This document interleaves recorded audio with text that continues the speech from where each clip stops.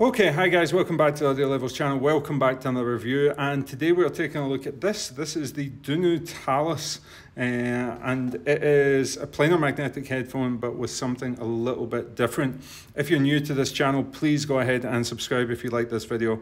I answer all questions to my subscribers. If you want to leave a comment down below saying, I want this type of headphone, I listen to this type of music, and I have this budget, I'm happy to engage with you and give you some recommendations if you're new to the hobby, or if you're experienced in the hobby and you want to know my thoughts. If you're subscribed to the channel, I'm going to get back to you, respond to you, and other people in my comment section, super helpful and knowledgeable as well. So I have a good viewing audience on this channel if you're new here. So also, if you're new to the hobby, you might not know who Dunu are. Dunu are one of the best brands in the portable audio space. Dunu have been around for forever. They're one of the OGs, along with, like, if you remember, VSonic and so on. Dunu were there, and they have been innovating. They were one of the first ones to popularize hybrids. They were one of the first ones to popularize the interchangeable jack system. They push the boundaries constantly. They have one of the best tuning teams in the world, bar none, and they never get the respect that they deserve. Dunu price for dollar for dollar smash the living hell out of a lot of companies, and I'm talking $1,000 plus companies. They Dunu have a real knack of tuning their stuff, and they don't price it ridiculously. It's outrageous what this hobby has become, and it's outrageous that Dunu are overlooked because they have some fantastic headphones like the Zen and so on. But this is the Talos, and they're trying something different here, and I'm not sure it's quite a hit. It's a very, very good earphone in its own right. So this is what I want to say at the start of this review, with the caveat. It is an excellent sounding planar magnetic headphone, but what they've tried to do with their gimmick is kind of surplus the requirements. And I'll explain that in the sound portion. But let's go through packaging. Packaging with Dunu, as always, really, really nice. Nice high quality cardboard boxes. Cool sort of description on the outside. The packaging, they've basically ripped off the Campfire Audio style case at this point, but that's a good thing because it's a very nice case. The only thing is it's not pocketable at all. You open it up and it doesn't flip the full way because you have this little velvet sleeve which keeps your earphones from falling out when you rock it side to side. But in there you're going to find all the accessories. I'll get into this in a second. But you get lots of ear tips. I've been using these with my Final Audio E-Series tips, no problem. I'll leave a link to that in the description below if you want to check out those tips. And cable. Now, I was a little bit disappointed to see that there was no interchangeable connection unit on this, because these earphones really do deserve extra power, and I think that they require an extra amplification. With so many amplifiers now coming with a balanced adapter on them, either a 2.5mm balanced adapter or 4.4mm balanced adapter, it's a shame that it doesn't have the interchangeable system like you would find on the Shure S12 Pro. Still, the cable itself is very, very nice. Dunu makes some legendary cables like the Hulk and so on, but this is very, very high quality. Far more premium than you're going to get from like Tin Hi-Fi or Timeless, for example. This is, by all intents and purposes, like a $100 cable a few years ago. Metal jack, 3.5mm termination, little strain relief, cable wrap. It is a dual twist, but with a dual twist. So it's like a dual twist on the channel and a dual twist, and then it's twisted into each other, even though it looks like it's an actual braided line. It's just two twisted cables twisted between each channel. You have a metal splitter and a metal cable cinch, which is really, really nice. And if we come up to the top, you have nice ear hooks there and a transparent kind of cool looking 2-pin connector, which unfortunately they are not recessed, so you just need to be careful about getting sweat and stuff on the contacts. But as cables go, it's a very, very nice cable, but I think they missed a beat to include a cable adapter system or something. So for me, I would be looking at spending another $50, $60, $70 to get a cable adapter system, or buy a new balanced cable for these. Now, the actual earphones themselves are gorgeous. like really, really beautiful looking set of earphones. But my Sony IER1ZR are monstrously barrel-like and big, and while the Dunu Talos are not on those proportions, this is an ugly ass earphone. This sticks out a long way. I mean, this is the part that goes into your ear, but then this this portion of it, that is quite a meaty IEM by anybody's standard. But it's a very beautiful IEM, and because of the shape, they've actually put it into the depth and not into the width. It actually does fit in the ear very well, and it's not weighted towards that outer portion either, so it doesn't pull it out of your ear.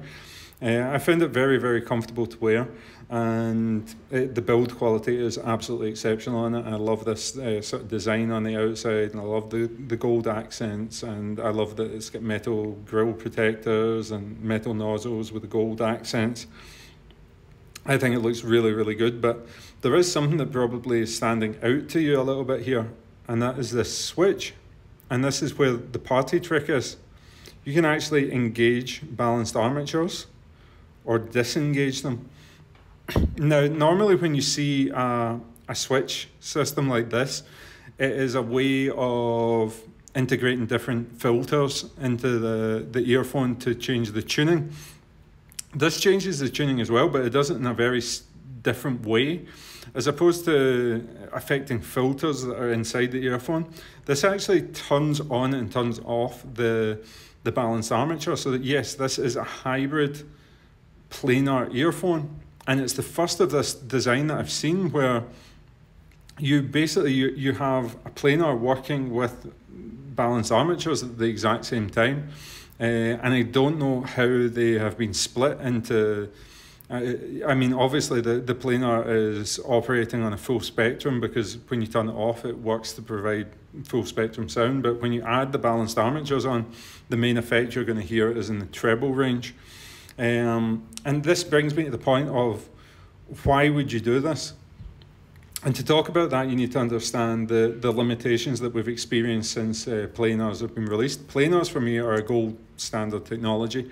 Tin Hi-Fi P1, one of my all-time favorite earphones, and people are probably sick of me saying that, but I think it's fantastic. But the one criticism that was levied at it was always the sub-bass response, like it's a little bit bass light. So when you're thinking of making a hybrid of a planar, one of the typical characteristics of a planar is that the highs are typically very good. So the highs don't really need any emphasis. They don't need any bump. They don't need any help. So why would you bring in the high, the balance to bring in the highs? And I think I have an answer for that I'll get to in a second. But for me, it would have made more sense to add in something that would help the low end, like a dynamic driver. Throw in a dynamic driver in there, make it a hybrid dynamic planar. And I think that's what a lot of companies are going for. But this feels a little bit strange. Another company that is taking this to another level is actually, I don't know if any of you know Customer. There's a custom earphone maker. I think he's out of Poland. I don't want to say that. I think he's out of Poland, but his name's Peter. Really nice guy. And Peter, he's developed a tribrid earphone, which is using a dynamic driver for the bass, the planar for the highs, and the balanced armature for the lows. So with that, you're negating the balanced armatures, leaning towards that sort of metallic complaint that everybody has about some balanced armatures. And you're replacing the top end with the smoothness of the planar, and that to me seems like a really genius idea. I don't remember the name of the earphone, but check that out. Customer, it's a custom earphone, but he's actually going bass on dynamic, mids on balanced, which I think balanced, their strong point is there, and then planars for the treble to try and create that atmosphere. This, originally I was like, I don't get it. And then I remember something about Dunu, and that is that Dunu are a Chinese company. Dunu are well known in China, and Dunu are catering to the Chinese market. So those of you that are unfamiliar with Eastern musical genres, where in the West we have a tendency to appreciate bass, like, oh damn, the bass sounds so good on that, oh, that the thump on that, the sub bass, the bang, the pop, that sounds so good to us because that's what we're conditioned to hear in our music. In Asia, and having lived in Japan for many years, like the tendency is to actually have emphasis on treble and upper mid-range. A lot of music caters for that, like you're talking J-pop, J-rock, that sort of stuff is very, very high intensity vocals and high intensity treble and lots of crystalline, sparkly sounds. And for that, you find that a lot of Asian headphone enthusiasts listen to a Western headphone, they're like, geez, the bass is so thick, it's so muddy sounding.